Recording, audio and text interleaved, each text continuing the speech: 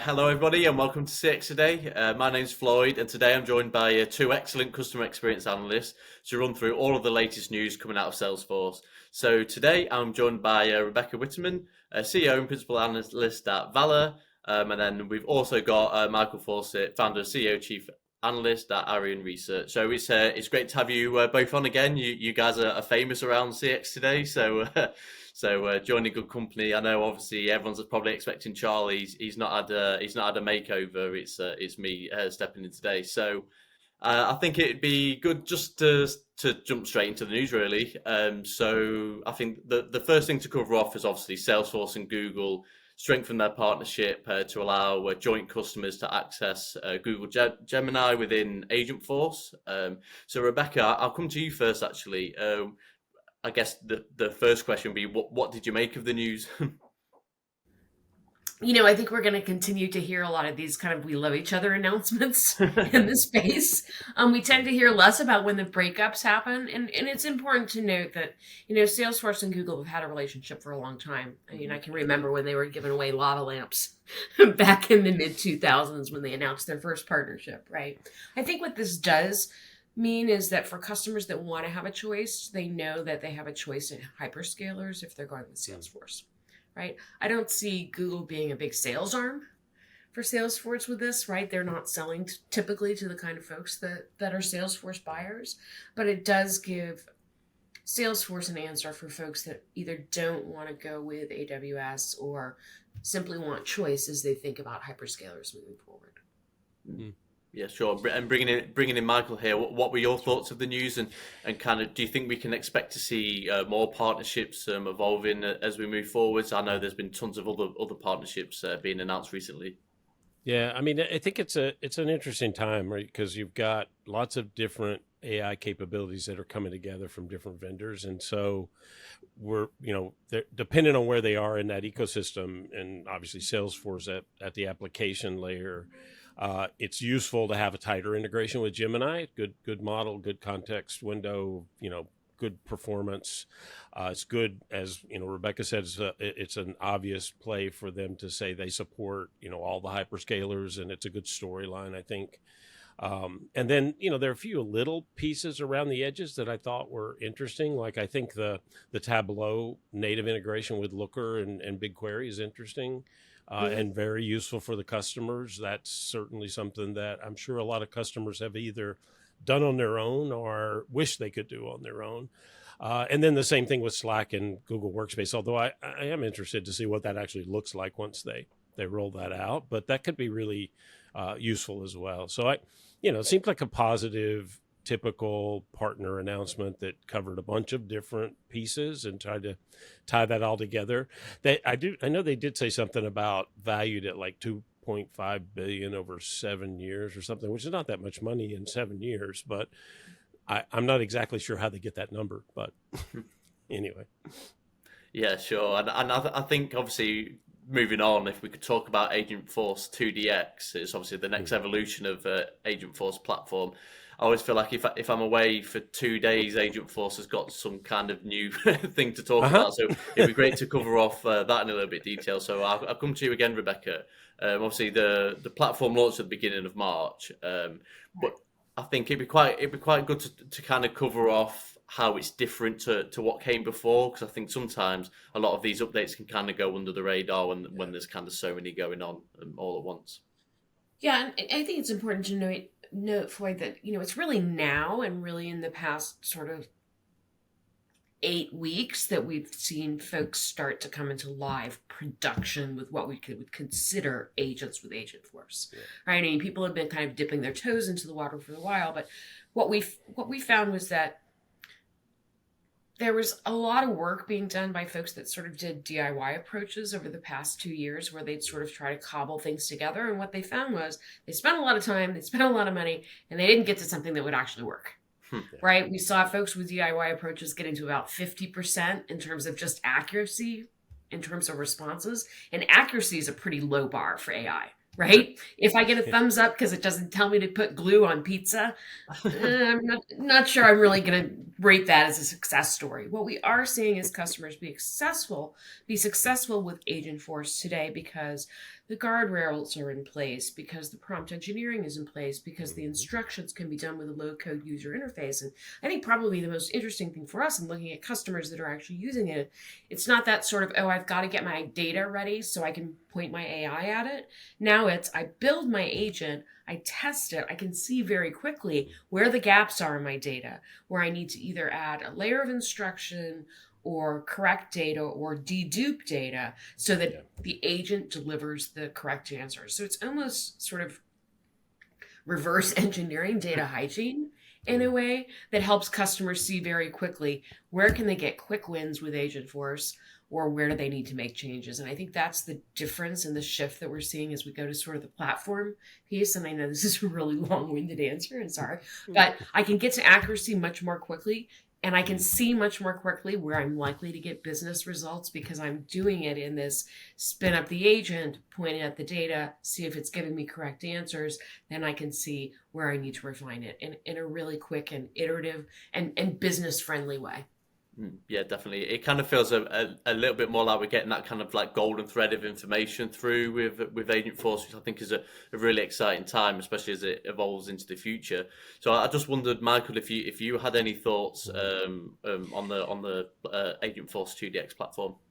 Yeah, it was an interesting TDX conference, and there's a lot of enthusiasm around it, which not surprising. Obviously, agentic AI is on the top of everybody's list this year, but I thought there were a few things that are really interesting. And the first one I'd say is you can tell now Salesforce learned a lot of lessons through the years, and one of the things that they did later in the cloud than they probably should have was build out their ecosystem more effectively. And this time they're leveraging everything they've learned, obviously, but this time, you see them launch Agent Blazer. They're shooting for like 2 million trained, certified developers and support, people for Agentforce. Good. Definitely a good move. And the other one was the agent exchange piece of it. And I really like this one. And there are a couple of reasons why I think this is going to be really useful. One is it's built into Agentforce. So rather than going out to an app exchange like you used to do with the marketplace, now you're thinking about, I want an agent that does these things. Can I build it? Or no, wait, here, let's just check the marketplace. Look, there's 2 already that do this thing. So I'll just hire them. It's the digital workforce concept. So I particularly like that one. And the other thing in that I thought was really interesting is the fact that they didn't force the use of the platform like they did with App Exchange, right? App Exchange, everything had to be on Force at the time, and it was all closed. In the Agent Exchange, they actually just opened this up with APIs. So you build your agent on whatever platform you use, your own platform, and you can connect and sell your agent inside that marketplace inside of Agentforce, which of course is a logical place to look. So I thought that was particularly interesting. The one thing that I thought maybe was missing, not missing necessarily in the way that they don't do it, but missing in the narrative, is the discussion of agents and automation around data. I think that's one of the things that we've got to really get to this year, talking about how we can make this easier for customers by having agents that locate data, help you, work across silos, know where the data is so they can go, use it when it's needed, that sort of thing. And they didn't talk about that a lot, even though I know they're working on some things there, but I think that's one of the pieces of the narrative that they could, maybe beef up a little that would make it feel a little more comfortable for the ecosystem.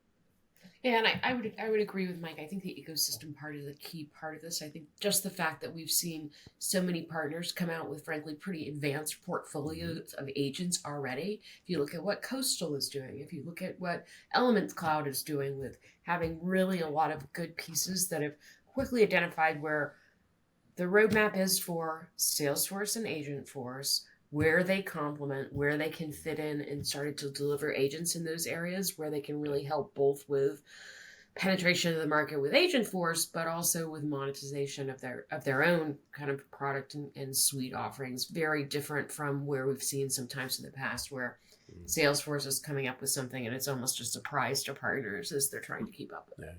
So really good sort of coordination across the ecosystem as they really move very, very quickly with Agentforce. Yeah, everything's been really compressed, and I do think it's really useful to look at the way they're trying to approach developers too. I mean, even the fact that they now have a developer edition that's free so that you can get your hands in it. And the fact that, now you build an agent, it doesn't disappear in 30 minutes. It goes for 45 days. So you actually get to use it, try it, make sure this makes sense to you before you move, into this and start to move it into production. So I think they're being really smart about the way they're trying to get people in here and on-ramp them and get them trained and grow. And they had a number of customers that were live and obviously different stages of live pilot and whatever.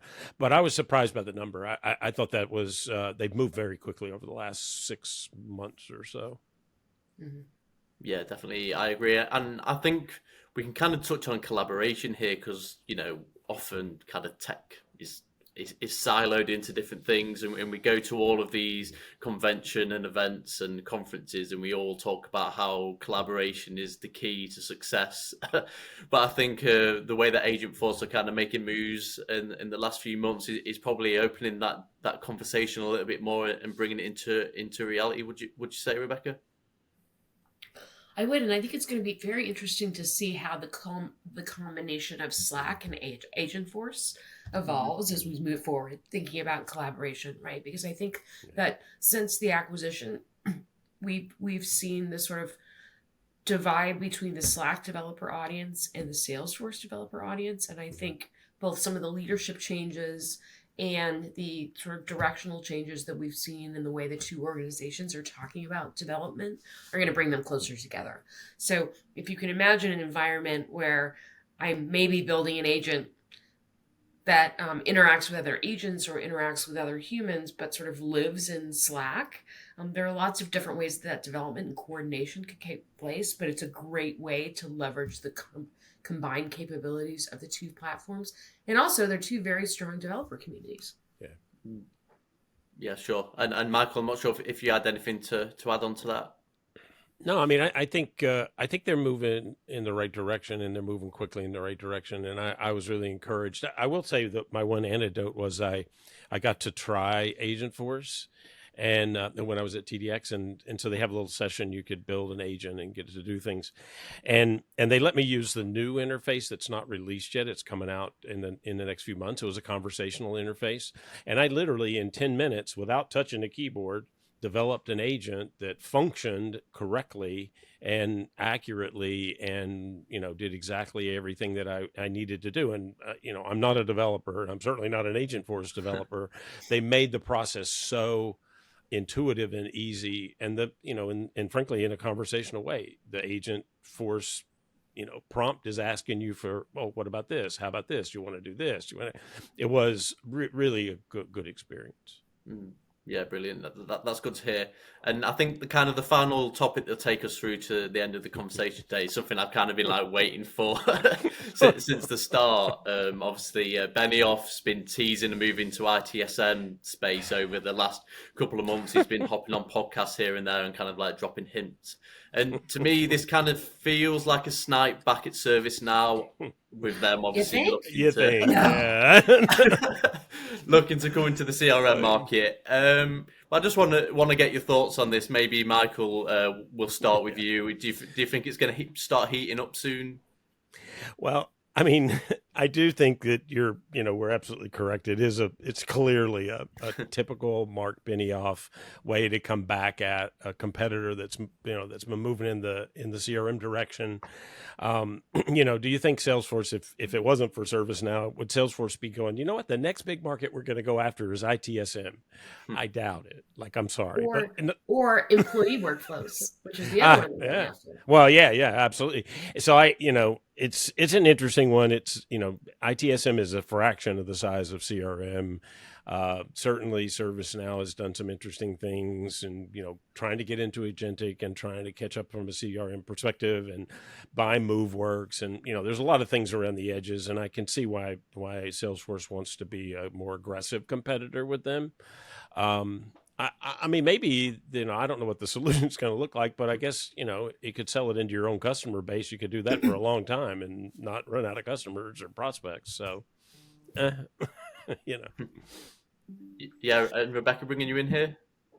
In the words of my favorite 12-year-old, they started it. Exactly. Now, ServiceNow has been talking about customer service workflows for a long time, right? They've now started to talk about CRM workflows. Yeah. They've started to talk about sales and order management workflows. The CRM has started creeping into the vocabulary steadily. So definitely ServiceNow has been going there. What I will say is that I have seen customers for years with developers who are comfortable on the ServiceNow platform and the Salesforce platform, respectively, building the exact same kind of workflows, whether they're employee-facing or customer-facing or administrative in some way.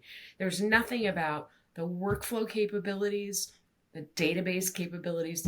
There's a lot of pars on the sort of development front for the two platforms. And I've seen folks say, you know what, we've built these employee-facing workflows in Salesforce because we have Salesforce licenses and workforce that work for us. And I've heard ServiceNow customers say, we're doing these sales and order management things, and we've built these workflows on ServiceNow because it works for us. So I think there's a lot that the two are going to continue to compete on, and I think it's going to be really interesting to see. And it's where the ecosystem is going to play a really important role in saying, can we get to faster time to value, out of the box, kind of industry specific workflows that bring together the different pieces that go beyond the two platforms. I think that's where it's going to be really interesting. Yeah. Yeah, sure. I think your point, Rebecca, about I think your points about the workflow are interesting too, because obviously ServiceNow talks a lot about their, workflow capability, process capabilities.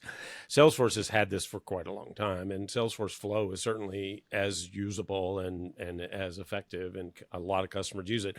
They don't talk about it as much anymore because they're certainly focused more on the agentic AI piece of it and the AI piece of it, and lots of other cool stuff. But I mean, they are at par.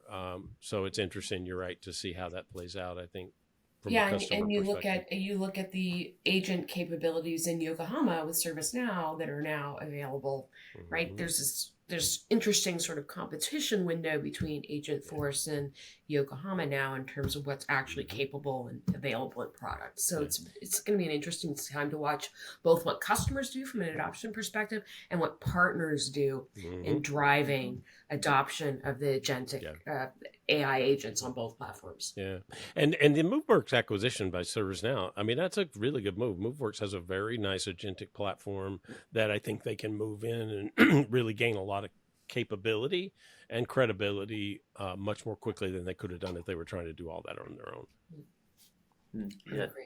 Yeah, definitely. And so do you think, obviously, agentic AI is kind of like bubbling around and kind of growing, a lot of people starting to dabble in it. Do you think we can expect to see other enterprises kind of swerving out of their lanes into other things that they've maybe not dabbled in, or do you think this war is strictly ServiceNow and Salesforce? Oh no, not around agentic. It's everybody's war at this point. I would argue it is and it isn't, right? Because I think there's a lot of arguments and discussions going on right now about what is and what isn't agentic, and what does that actually mean. I would argue that we get agentic and AI agent confused sometimes, and I think there's a lot of work that we need to do in the marketplace, but we need to be conscious of not getting into those sort of religious arguments that we sometimes have over technology. I don't care, frankly, if it's, hamsters on wheels in the back end running, if it gets customers the business results that they're looking for in a predictable and cost-effective way. So I think folks need to stop confusing the market, yes, but I think we need to also say, I don't care what you call it. If it is delivering business results and customers know how much they're going to spend and how they can get there, that's what's really important. Yeah. I think it is good when I see companies start to use the words autonomous agent or agent, right? Because there's a big difference. And agentic, agency, having agency, being able to act independently, all those things are great. But there are also a lot of other things in your company that can be done by other AI agents that aren't agentic. And you don't want them to be agentic, right? You want them to support, to be an assistant, to bring data together, to query your data, to do all those things that are great and, high value, but they're not autonomous. Right. Yeah. Right. Yeah, definitely. I agree, and I think that is kind of all we got time for. I think we could talk about the ServiceNow versus Salesforce and bringing in other companies all day long. But yeah, I'd just like to thank you both for your analysis once more. I know you guys you're on CX today quite a lot, so yeah, we like to hear your insights. So thank you for joining us, and thank you for everybody watching this video. Just like to let everybody know that we do have our Reddit community now, so we'd like you to join those and kind of comment on all the big releases, kind of what your thoughts and feelings are. We've also got our WhatsApp community too. I'll drop both in the description below for you guys to join and get involved with. But yeah, I'd just like to thank you both for your time again.